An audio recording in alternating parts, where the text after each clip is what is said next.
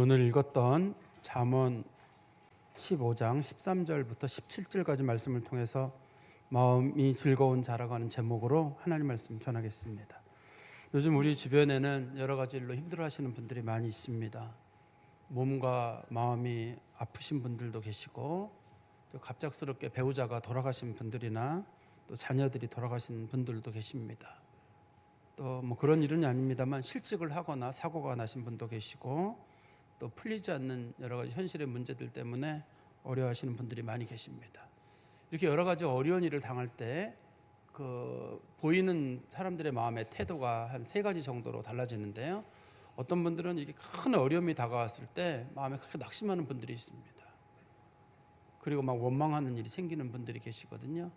그런가 하면 어떤 분들은 누구한테나 일어날 수 있는 일인데 뭐 내게도 일어난 일이다 하고 담담하게 받아들이는 분들이 계세요. 뭐 여러분들은 어느 편에 속하시는지 한번 좀 살펴보셨으면 좋겠어요.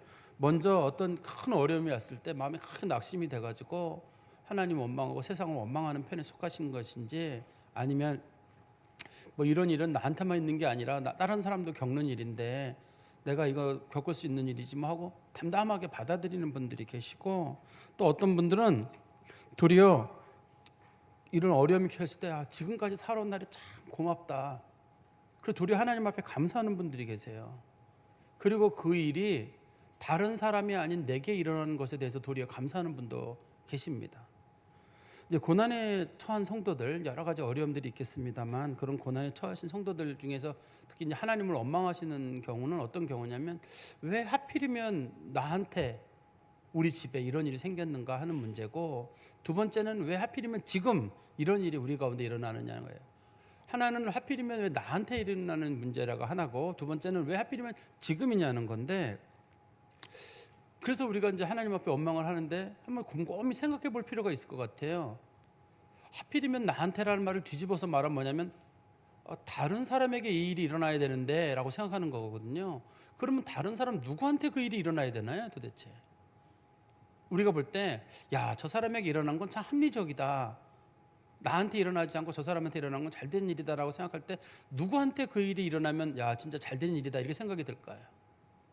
또 다르게 생각해 보시면, 지금 어떤 일이 일어났을 때 그러면 이제 말고 지금 말고 언제쯤에 그 일이 일어났으면 가장 여러분 마음이 편하시겠어요? 갑자기 내가 좀 질병에 걸렸는데 지금이 아니라 언제쯤에 일어났으면, 좀 빨리요? 아니면 좀 늦게요? 어느 정도 선에 있으면 우리가 합리적으로 그걸 받아들일 수 있을까요? 우리들에게 처한 상황이 정말 원망할 만한 상황인 것인지요, 아니면 우리가 원망할 만한 상황은 아닌 건 아닌가, 도리어 감사의 조건인데 그러지 못한 건 아닌가. 우리가 하나님 앞에 늘 감사한다는 말을 쓰는데, 어떤 때 감사란 말을 써야 되는 건가요? 어떤 상황에 놓였을 때 우리가 감사란 말을 해야 되는 걸까요? 우리는 간혹 정말 내가 왜 이렇게, 나한테는 왜 이렇게 힘들지, 나한테는 왜 지금 이런 일이 왔지 하는 이런 생각을 하면서 내가 제일 힘든 것 같거든요. 근데 실제로 어떤 사람들, 편안하게 지내는 것처럼 보이는 사람들을 개인적으로 만나서 그 사람들의 얘기를 들어보면 더 힘든 사람들 참 많아요. 굉장히 많습니다. 더 힘들어하는 사람들. 단지 그 사람들이 말만 안 하는 것뿐이지, 그래서 그 사람이 별로 안 힘든 것처럼 보입니다만 더 힘든 사람들이 우리 주변에 굉장히 많아요. 정말 상상도 못하는 만큼 힘든 분들이 굉장히 많습니다. 우리 주변에는요. 그런 분들을 생각해 보면, 우리가 어려움에 처했을 때 보통 사람들처럼 하나님을 원망하기보다는 하나님의 말씀으로 또 성경 속에서 마음의 위로와 평안을 찾아야 되겠다 하는 그런 생각이 듭니다. 오늘 이 말씀의 내용을 여러분들이 좀 대충 기억을 하시겠는데, 우리 13절 말씀 한번 보시겠어요? 마음의 즐거움은 얼굴을 빛나게 하여도 마음의 근심은 심령을 상하게 하느니라 부터 시작해가지고 17절까지의 내용들이 그냥 우리가 단순하게 우리나라 말로 받아들이면 마음을 잘 다스려라 이런 뜻으로 우리가 이해할 수 있습니다. 마음을 잘 다스려라. 그런데 마음을 잘 다스린다고 할 때 전제가 있어요. 어떤 전제냐면, 하나님의 말씀으로, 믿음으로 마음을 잘 다스려라. 그게 성경이 가르치는 전제예요. 그렇지 않으면 사람들이 하는 말과 사람들이 주는 그 평안 때문에 우리가 잘못된 위로와 평안을 누릴 수가 있어요. 저도 가끔 이렇게 TV나 뭐 인터넷 같은 거 보다 보면 김창옥인가 하는 그분이 나오셔가지고 말씀하시는 말 참 잘하시더라고. 또 마음 편하고 어떤 분들은 울기도 하고 어떤 분들은 웃기도 하고. 근데 그분이 말씀을 참 잘하시고 아마 기독교인이신 것 같아요. 그런 분 같으신데 그래도 그분은 사람이에요. 사람이 하는 말은 우리가 그분의 말에 전적으로 신뢰할 수는 없어요. 그냥 저 사람이 자기가 살아가려고 여러 가지 방법을 찾아보고 위로하는 방법을 찾아가는 것뿐인 거지 그 사람의 말에 내 인생을 맡길 수는 없는 거거든요. 왜냐하면 그분이 내 인생 책임질 건 아니잖아요. 이렇게 사세요. 인생은 저렇게 하세요. 부부 관계는 이렇게 하세요. 뭐 형제 관계는 이렇게 하세요. 시부모는 이렇게 하세요. 뭐 이런 얘기들을 해주신단 말이에요. 많은 상담하시는 분들이나 혹은 철학자들도 나와서 얘기를 하잖아요. 그렇지만 그 사람들이 하는 얘기는 사람들끼리 생각해봤던 참 좋은 얘기, 매우 합리적인 얘기인 거는 맞아요. 그렇지만 그 사람들의 얘기를 따랐을 경우에 잘못된 경우는 어떻게 될 거예요? 그 사람들이 책임을 지나요? 우리가 찾아가가지고 당신 얘기대로 했더니만 잘못됐다 그랬을 때 아니 그걸 그대로 믿으셨어요? 그냥 웃자고 한 소리인데 그러지 않으시겠어요? 그분이? 내 얘기대로 사시라, 내 얘기대로 되면 된다는 식으로 그분이 이렇게 책임을 지고 그런 얘기를 하는 건 아니잖아요. 사실 우리들의 인생에서도 우리가 참된 행복과 참된 평안을 얻는 방법은 하나님 말씀 가운데서 얻어져야 돼요. 왜 그러냐면 그 말씀을 하시는 분이 하나님이셔요. 하나님이란 말의 뜻은 전지전능하시고 세상을 만드신 분이거든요. 그분은 절대 거짓말을 안 해요. 책임을 지시는 분이시고 설령 이 세상 가운데 그게 이루어지지 않는다 할지라도 다음 세상까지에도 우리 주가 되시면서 책임을 지시는 분이시기 때문에 우리는 하나님 말씀에 우리들의 인생을 걸어도 저는 후회가 없다고 생각을 해요. 대신에 하나님 말씀을 보실 때는 특히 잠언 같은 말씀을 보실 때는 이게 눈에 확 들어오는 거, 우리가 그런 걸 좀 직관적인 표현이라고 하잖아요. 직관적으로 받아들여가지고 그래 마음을 다스리는 거, 마음 잘 다스려라. 마음을 못 다스리는 것보다는 마음을 잘 다스리는 게 좋다. 이런 식으로만 말씀을 보지는 않으셨으면 좋겠어요. 왜냐하면 성경 말씀이 특히 잠언 같은 말씀들은 그렇게 딱 눈에 들어오는 그 답을 주는 본문이 아니라 여러 번 곱씹어보고 곱씹어봐가지고 여기서 마음이 즐겁다는 뜻이 네가 생각하는 것 그 이상의 뜻이 있어. 그런 뜻을 담고 있는데 우리는 마음 즐겁게 먹어라. 이런 식으로 이 말씀을 받아들이는 실수를 범할 수 있기 때문에요. 말씀을 좀 조금 더 심각한 마음으로 받아들이는 것도 좀 필요할 것 같습니다. 우리 13절 말씀에 다시 한번 보시면 마음의 즐거움은 얼굴을 빛나게 하여도 마음의 근심은 심령을 상하게 하느니라. 이 말씀을 우리가 그냥 있는 그대로 받아들이면 이런 걸 거예요. 마음 즐겁게 먹어라. 마음이 즐거운 사람들은 얼굴이 빛나고 얼굴이 표가 난다.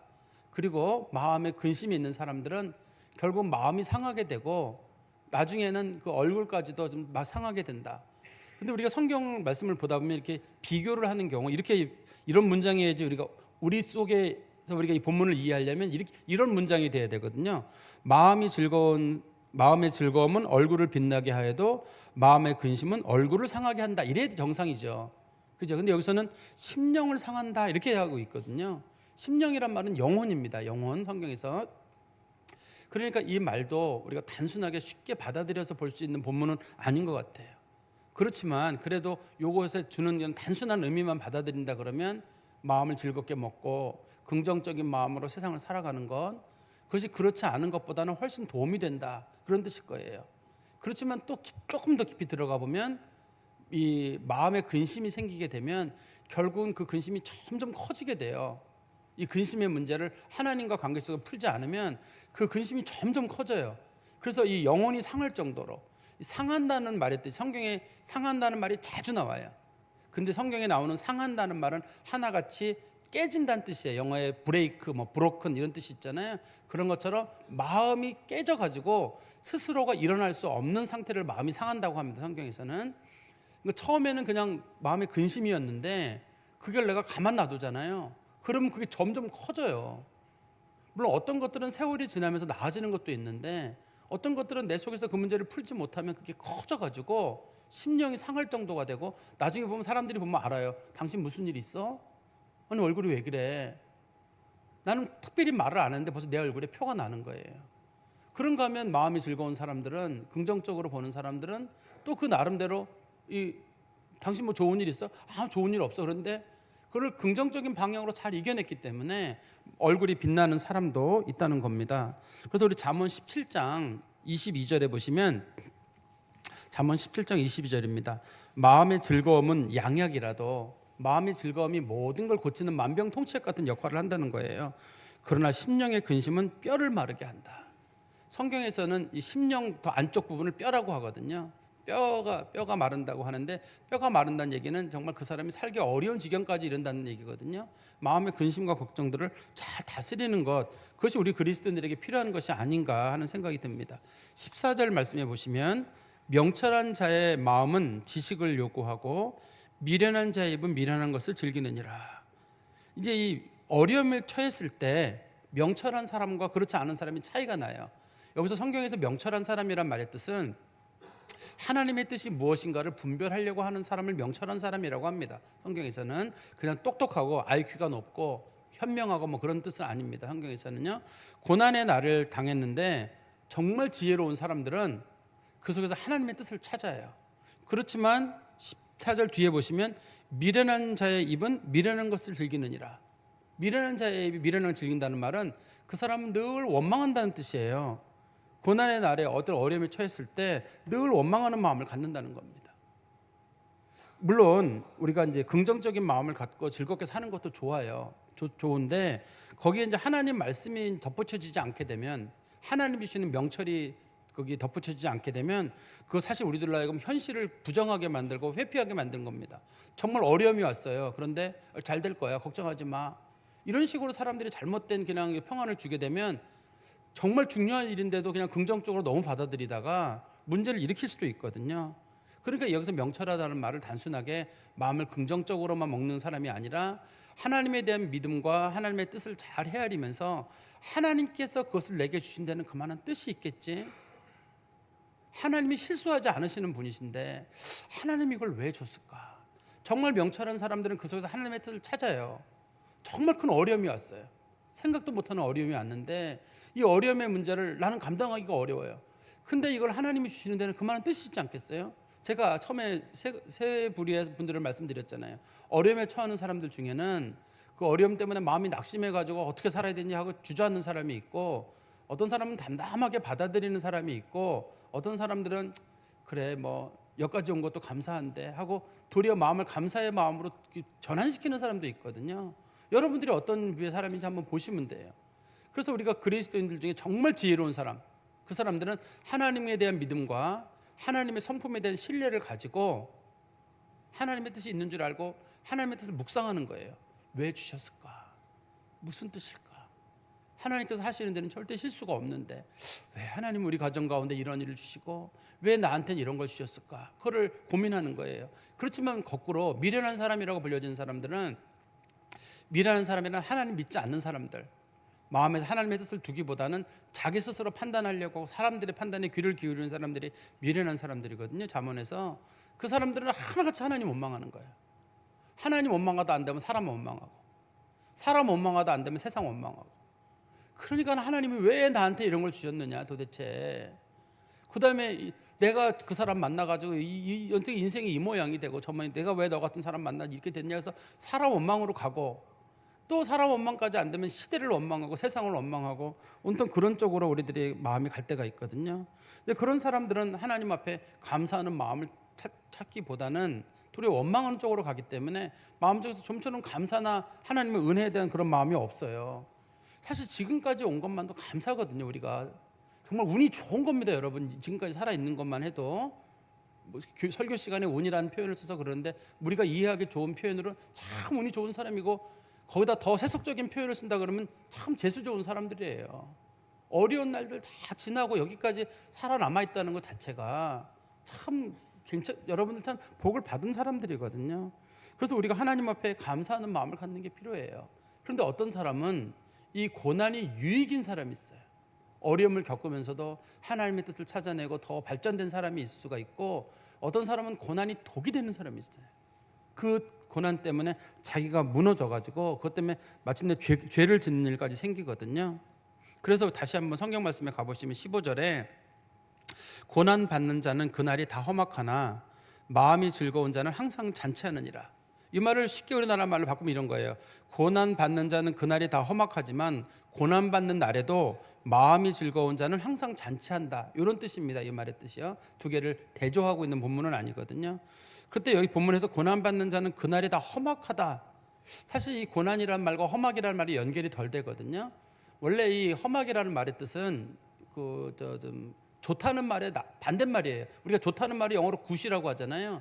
굿이라고 부르는데 히브리어에서는 좋다는 말의 뜻을 토브라고 하거든요. 여기서는 라하라 그래가지고 나쁘다는 뜻이에요. 그러니까 고난을 받으면 모든 게 다 나빠요. 진짜 어려움 겪잖아요. 세상도 싫고 사람도 싫고 다 싫어요. 그동안 내가 칼라로 보던 세상이 갑자기 흑백으로 보이고 미래가 까맣고 우울합니다. 실제로 그게 사람들이 고난을 겪을 때 일반적인 모습이에요. 옆에서 보시는 분들은 잘 못 느껴도 본인이 보고 있는 세상은 참 답답하고 우울하고 희망이 안 보이거든요. 그렇지만 성경에서 뭐라고 말하냐면 마음이 즐거운 자는 항상 잔치한대요. 그런데 마음이 즐겁다는 말의 뜻을 제가 13절에서는 마음이 즐겁다는 게 여러분 꼭 이게 단순하게 마음을 즐겁게 먹어라 그런 뜻이 아니라 하나님에 대한 믿음을 가지고 하나님의 뜻이 무엇인지 잘 분별하려고 하는 사람들, 그런 사람들은 그 과정 가운데서도 마음의 즐거움을 찾는다는 거예요. 세상 사람들과는 다른 류의 평안을 누리는 사람들인 거예요. 그러니까 그리스도인들은 분명히 누가 봐도 힘들고 어려운 상황인데 그 상황을 이겨내는 마음이 있는 거예요. 제가 최근에 들어서 그런 고민을 해보는데 우리가 좀 약간 나약해진다는 생각이 들어요. 우리가 지금 보면은 뭐 고양이 한 마리, 개 한 마리만 잃어도 뭐 좋아하시는 분들은 엄청 좋아하겠습니다만 사람들이 그것만 떠나가도 뭐 마음을 추스르지 못하고 어쩔 줄 몰라가지고 막 쩔쩔매요. 그러니 사람 떠나가면 더하지 않겠어요? 그런데 우리가 지금부터 한 100년 전의 삶으로 돌아가 보면 당시에 우리나라 분들이 아이를 낳으면 반을 잃었어요. 옛날 분들이 아이를 낳으면 반을 잃었어요. 여기 사시는 분들은 그 100년 전의 인생을 사시는 분들은 드물잖아요. 다 좀 나아진 삶을 살았는데 조선시대 말기나 일제시대 초기 때 보면은 아이가 10명이다. 그럼 보통 어머니들이 5을 잃어요. 태어나다가 죽는 애들이 있고 어려서 못 먹어서 죽는 애들이 있고 병 걸려 죽는 애들이 있고 사고로 죽는 애들이 있어가지고 한 15세 정도 전후로 아이들이 한 반은 잃어요. 근데도 옛날 어른들이 자녀를 반을 잃고도 담담하게 살았어요. 살아있는 사람들은 살아야 될 거 아니에요. 내가 여기서 주저앉으면 나머지 5명 아이들은 누가 키우고 누가 먹여요. 그 인생을. 그러니까 옛날 어른들은 자식 몇 잃어도 담담하게 살았어요. 그러면 얘기 들어보면 어른들 얘기 들어보잖아요. 나 자식 첫째 잃었고 둘째 잃었고 아들 죽고 딸 죽고 그런 얘기 하시는 분들 많아요. 우리 주변에. 근데 얼굴 신앙생활 하시면서 다 편안해 보이죠. 얘기 들어보면 참 슬픈 얘기들 많아요. 남편 젊을 때 여의신 분도 계시고 이게 어려운 경험들 많이 계신데 우리는 최근에 들어가지고는 마음이 좀 많이 이렇게 나약해져서 그런 건지 조그만 거 하나만 다가와도 우리는 마음이 확 무너져가지고 막 무너질 준비가 된 건지 아니면 시대가 그렇게 가고 있는 건지 잘 모르겠어요. 이게 신앙인이라고 불려진 사람들은 세상 사람들과는 다른 가치를 가지고 세상을 좀 봐야 되는데 이게 믿음의 힘이라고 우리가 표현할 수 있을 것 같아요. 여러분 제가 이 얘기는 여러분들에게 몇 번 드렸을 것 같은데 요한 웨슬레가 한 번은 이제 영국에 있는 모라비안 교도들이 모여 사는 그 마을에 간 적이 있었어요. 모라비안들이 모여 있는 갔는데 저녁 시간이에요. 저녁 시간에 가 보니까 큰 잔치가 열려 있는 거예요. 그래서 이제 그 잔치를 준비하고 있는 그 준비하는 사람이 애기 엄마거든요.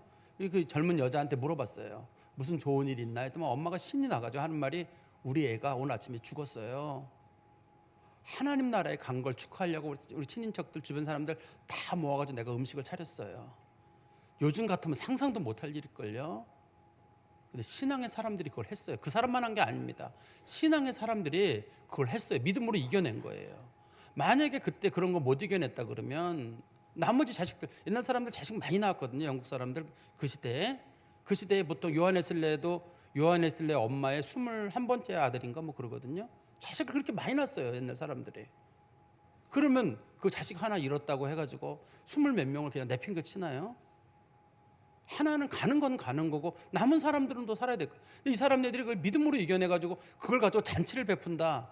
우리는 눈물 뚝뚝 흘릴 텐데 그걸 잔치를 베푼다는 건 믿음의 사람들이기 때문에 그래요. 다시 우리 15절 말씀해 보시면 고난 받는 자는 그날이 다 험하나, 누가 봐도 다 그날이 험악하지만 마음이 즐거운 사람들, 하나님을 믿고 믿음 가운데 바라보는 사람들은 항상 잔치하느니라. 아무리 힘든 일 가운데도 즐거운 마음으로 살아가는 용기가 있다는 거죠. 16절 말씀 보겠습니다. 가산이 적어도 여호와를 경외하는 것이 크게 부하고 번뇌하는 것보다 나으니라. 쉽게 우리나라 말로 바꾸면 그런 걸 거예요. 참 가난해도 영적으로 풍요로운 것이 부하고 영적으로 가난한 것보다 낫다. 보통의 경우는 이럴 거예요. 여러분들은 저는 영적으로도 풍요롭고 또 세상에서도 풍요로웠으면 좋겠습니다. 그러면 좋겠는데 드물어요. 영적으로도 풍요롭고 세상에 풍요를 두 가지 다 가진 분들은 드물고 대부분 경우들이 둘 중에 하나를 갖게 되거든요. 영적으로 풍요로운데 가난하든지 고난이 많든지, 아니면 좀 영적으로 풍요롭지 못하는데 세상적으로 풍요롭다든지, 이 두 종류의 분들이 있어요. 그런데 현대인들은 대부분 영적인 문제는 둘째치고 그냥 세상 가운데서의 풍요를 더 원하죠. 세상 가운데 풍요를 원하고 전 영적인 건 큰 관심 없습니다. 그럴지 모르겠어요. 그렇지만 우리 그리스도인들이 꿈꾸는 건 뭐냐면 그 속에서 하나님의 뜻을 발견하고 하나님 앞에 조금 더 가까이 나아갈 수 있는 기회가 주어지는 게 더 좋은 일입니다. 그리스도인들에게는 어차피 세상은 지나갈 일이잖아요. 우리가 얼마 산다고 하더라도 잠깐 있으면 세상은 지나갈 일이기 때문에 그리스도인들은 영적인 풍요를 더 소중히 여겨야 되는데, 영적인 풍요를 누리는 사람들은 어려움 앞에 섰을 때 담대해요. 왜냐하면 하나님을 믿고 있기 때문에 그래요. 지금 우리에게 어려움이 왔을 때 우리가 사실 낙심하는 이유 중에 한 가지가 사실 하나님을 잘 믿지 못하는 마음 때문에 그래요. 하나님이 날 도와주시겠어? 하나님께서 실수하시는 거 아니야? 왜 하나님 이런 식으로 활동하시고 행동하시는 거지? 그래서 하나님이란 분에 대한 신뢰를 하지 못하기 때문에 그래서 우리가 마음이 많이 힘들어요. 그러나 이 본문에 보시면 가산이 적어도 여호와를 경외하는 사람들, 영적으로 풍요로운 사람들, 그런 사람들은 정말 여기서 가산 적다는 건 굳이 재물이 적다는 것만이 아니라 그 가난하다거나 병들었거나 고난이거나 그런 걸 전체를 표현하는 거잖아요. 그런데도 불구하고 믿음이 좋은 사람들, 신앙이 풍성한 사람들은 그걸 다 이겨낼 용기가 있어요. 그리고 하나님 앞에 하나님께서 어떤 식으로든 간에 날 다 지켜준다는 마음 때문에 누가 봐도 무너질 만한 상황에도 담대함을 갖게 됩니다. 우리 성경 말씀 하나 볼까요? 시편 27편 1절에서 3절인데요. 시편 27편 1절에서 3절 제가 봉독하겠습니다. 여호와는 나의 빛이요 나의 구원이시니 내가 누구를 두려워하리요? 여호와는 내 생명의 능력이시니 내가 누구를 무서워하리요? 악인들이 내 살을 먹으려고 내게로 왔으나 나의 대적 나의 원수들인 그들은 실족하여 넘어졌도다. 군대가 나를 대적하여 진칠지라도 내 마음이 두렵지 아니하며 전쟁이 일어나 나를 치려할지라도 나는 여전히 태어나리로다. 누가 봐도 어려운 상황, 누가 봐도 두려운 상황인데 하나님에 대한 믿음을 가진 사람들은 그걸 이겨낼 수 있는 용기가 생겨요. 그래서 우리 믿음의 사람들이 지금까지 살아온 거예요. 세상 사람들은 믿음의 사람들을 뭐라고 부르냐면 세상에 감당할 수 없는 사람들이에요. 저 믿는 사람들 정말 미친 거예요. 미치지 않고서야 어떻게 저 어려운 상황에서 하나님을 믿는다 그러고 저 어려운 상황에서 낙심하지 않고 하나님을 바라볼 수 있겠어요. 특히 우리나라도 초대교회에 수많은 성도들이 박해를 겪고 죽었잖아요. 기독교 초기에도 마찬가지로 많은 사람들이 죽었는데 그때 가족들이 자기 가족을 다 잃었어요. 그래도 믿음을 끝까지 지키고 하나님 앞에 기도하고 살아가는 거예요. 그리고 자기 가족이 없으니까 남의 가족을 돌보고 그러면서 살아갔거든요. 사람들이. 그 사람들 세상이 감당할 수 없는 특별한 믿음의 사람들입니다. 우리 또 다시 17절에 보시면 채소를 먹으며 서로 사랑하는 것이 살진 소를 먹으며 서로 미워하는 것보다 나으니라. 여기 채소라는 말은 야채, 채소 그런 뜻의 개념보다는 아마 옛날에는 채소 먹는다는 말이 가난하다는 뜻이거든요. 그러니까 물식 표현으로 말하면 풀떼기 같은 뜻일 거예요. 풀떼기만 먹으면서도 서로 사랑하는 것이. 여기서 서로 사랑한다는 말의 뜻도 같은 이 17절까지가 같은 맥락이기 때문에 하나님에 대한 감사라는 말로 바꾸는 게 더 문맥상 잘 맞아요. 가난하면서도 하나님께 감사하는 사람이 잘 먹으면서도 살진 소를 먹으면서도 서로 미워하는 것보다 하나님 원망하는 것보다는 훨씬 낫다. 그래서 영적인 면에서 보면 풍요가 때로는 하나님에게서 멀어지게도 돼요. 혹시 여러분들도 모든 문제가 잘 풀리잖아요? 기도 안 합니다. 하나님 앞에 간절하지 않아요. 내가 간절하지. 근데 참 어려운 분들은 기도가 간절하고 그 속에 눈물이 배어 있거든요. 기도 간절해. 하나님 앞에 많이 가까이 나아가요. 그래서 시편 73편 28절에 보면 뭐라고 되어 있냐면 하나님을 가까이 하는 것은 내게 복이다. 인생의 복 중에서 뭐가 제일 좋은 거냐? 하나님 앞에 가까이 나가는 내게 복이다. 성도들은 그걸 복의 기준으로 삼으면 서로 때로는 어렵고 힘든 가운데서도 마음에 큰 위로를 받게 되는데, 하나님에게서 멀어지더라도 난 세상의 풍요를 누리고 난 사람들 관계 두루 편안했으면 좋겠다. 그러면 크게 낙심하는 일이 생기는 거예요. 그러니까 우리가 가난 중에도 병 중에도 외로움 중에도 하나님 우리를 지키신다 하는 그런 믿음을 갖고 있는 사람들은 하나님에 대한 믿음을 가지고 담대하게 인생을 살아가고 하나님 앞에 맡길 수가 있습니다. 제가 좀 말씀을 정리해서 말씀드리면 이 잠언 10장 1절 한번 말씀 보세요. 잠언 10장 1절에 보시면 제가 왜 본문을 이렇게 해석했는지를 여러분들이 아실 텐데 잠언 10장 1절입니다. 잠언 10장 1절에 보시면 솔로몬의 잠언이라 지혜로운 아들은 아비를 기쁘게 하거니와 미련한 아들은 어미의 근심이니라. 여기 보면 지혜롭다는 말이지 똑똑하고 IQ 높고 그런 뜻 아니죠. 미련하다는 말의 뜻이 머리 나쁘거나 공부 못한다 이런 뜻 아니잖아요. 이 성경에서 지혜롭다는 말의 뜻은 하나님을 아는 아들은 이런 뜻이에요. 하나님을 아는 사람은 그 사람은 지혜로운 사람이에요. 그렇지만 미련한 사람은 하나님 모르는 사람이에요. 하나님에 대한 믿음이 없는 사람, 신뢰하지 못하는 사람. 그 다음에 지혜로운 사람은 하나님을 인정하는 사람이에요. 그렇지만 미련한 사람은 하나님 인정하지 않는 사람. 지혜로운 사람은 범사에 하나님 앞에 감사하는 사람이 지혜로운 사람이고, 미련한 사람은 하나님 원망하는 사람이에요. 지혜로운 사람은 하나님을 사랑하는 사람이고, 하나님을 사랑하는 사람이고, 미련한 사람들은 하나님 앞에 불평불망하는 사람이에요. 그래서 이 본문에서 이 지혜로운 사람은 누구냐? 마음이 즐거운 사람이에요. 하나님을 신뢰하기 때문에 그의 마음이 즐거운 사람이에요. 또 지혜로운 사람은 어떤 사람이냐면 영적으로 풍요로운 사람이에요. 세상의 여러 가지 상황은 녹록지 못하지만 하나님에 대한 그 믿음 가지고 영적으로 풍요로운 삶을 누리고 가는 거, 누가 봐도 참 어려운데도 마음에 여유가 있고 신앙의 깊이가 있는 사람들이 있거든요. 우리 그리스도인들이 꿈꾸는 사람들은 그런 사람들이죠. 그리고 지혜로운 사람들은 범사에 하나님 앞에 감사하는 사람들, 그런 사람들이 진짜 성경에서 말하는 그 지혜롭고 하나님이 원하시는 그런 사람들입니다.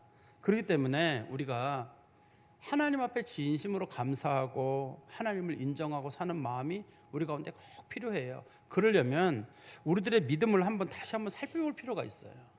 아까도 제가 말씀드렸었는데 우리가 하나님에 대한 믿음이 많이 떨어져 있어요. 우리는 하나님의 인격을 못 믿어요. 지금 하나님의 실력과 능력도 우리는 못 믿어요. 그분이 끝까지 사랑하시고 돌보신다는데 그것도 못 믿어요. 내가 설마 너에게 나쁜 거 주겠느냐, 그런데 우리는 그것도 못 믿어요. 하나님이란 분에 대해서 우리가 어차피 신앙생활 한다는 건 전부를 걸고 하는 거잖아요. 하나님이 거짓이면 우리 인생은 진짜 다 망가지는 겁니다. 근데 우리가 하나님이 진실이라고 믿고 우리들의 인생을 걸고 있잖아요. 하나님을 이왕 믿기로 했다 그러면 하나님을 믿고 다 맡기는 거예요. 다 맡기면 하나님께서 나중에 우리들에게 주시는 문제는 하나님이 해결하실 문제거든요. 근데 우리가 그러지 못하는 이유는 하나님을 온전히 믿지 못하기 때문에. 그래서 지난 일에 대해서도 걱정이 많고 앞으로 남겨질 일들 더 걱정이 더 많아요. 지난 날은 젊었잖아요. 오늘보다 젊었잖아요. 근데도 걱정이 많았는데 이제는 나이를 먹잖아요. 몸은 더 약해질 거고 상황은 더 악화될 거거든요. 그러면 근심과 걱정은 점점 늘어나는 거예요. 그러면 이게 하나님 믿는 게 뭐가 도대체 우리한테 유익한 건가요? 우리는 옛날보다 하나님 믿는 날이 길어졌거든요. 하나님 믿는 날이 어떤 분들은 10년, 20년, 30년, 40년, 뭐 50년, 60년 이상 하나님 믿는 분들이 계시잖아요. 하나님을 오래 믿는다는 건 뭔가요? 보통 그 정도 사람하고도 교제하면 신뢰를 하기 마련인데 우리가 하나님을 잘 믿지 못하는 게 아닌가. 그래서 우리가 하나님에 대한 믿음을 좀 견고하게 하고, 그리고 그것에 흔들리지 않는 사람들, 그런 사람들이 정말 지혜로운 사람이에요. 그래서 우리가 어려움에 처하거나 그럴 때마다 하나님 말씀 붙잡고 일어나는 거, 저는 그게 성경에서 말하는 마음이 즐거운 자라고 생각하고 마음을 잘 다스린다고 생각해요.